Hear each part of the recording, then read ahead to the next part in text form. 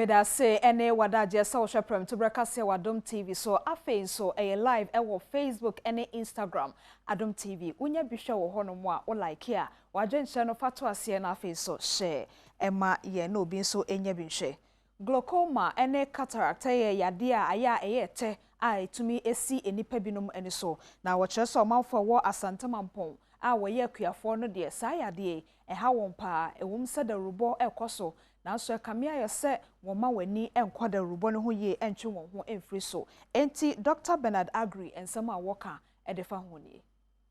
O-T-A-V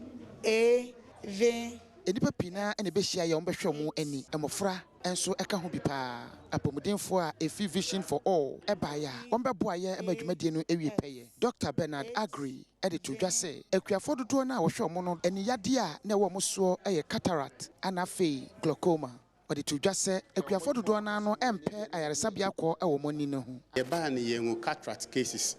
ena glaucoma cases ena refractive errors the tension of bebre wa ha omoni no muntumi fe nwu ade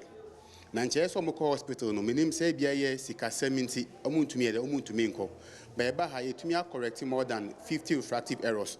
and a cataract no so no eten ayekese omo be ni na yekusu ba mu suro say omko hospital na ye omo surgery ni ebe den ebe ko blind be advise omo so omko hospital na ye omo surgery na ya de ebe den ebe ko blind amanfo ba ho ebehwe omani no se doctor fo no ehwe wani ni wi ane yasan ama wahwehwenuwa e de aka ho ebinom ene Adom Kasee etwetwe enkomo mani ha me kakra ya na me nante e kra ho odin ene akenkan enam ene dwumadie ya ma me ahwehweniwa kama se ne metimi anante na metimi enso akenkan nne kra na se me ya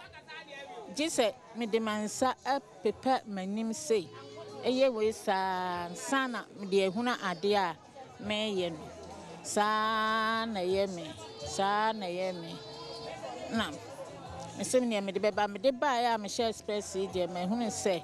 mani na eye pa eye bedwaba awo akyeremade electoral area ekoba jasi ekire nienti a wode sa adwumadie no ehye so me bedi assembly member no pomudin eye ade a bede atumi ho se be ma pomudin we de ehu ayi ane ehunidie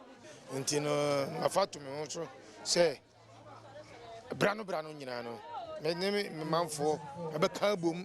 na ya hwehwe enananom ane ye maamenom ne ofanom amapomudin ebebo honorable Community abaso ba ye hene nana bafo entwe agei odikan editor dwase esefata se abribia yema ahonedie hu ehia yen nkasa mu ekire mu se wo behwe se brano no wo mbesiesie mo empotemo na mahonedie akọ enkan ebu se enso a ebe kosoa se de eni assembly man eni be kabom na hia boa ma jumadense at least say once in a month epede bi na de ya twini atete gatesimi enye one day wonder nana awuku denchembo amane eboni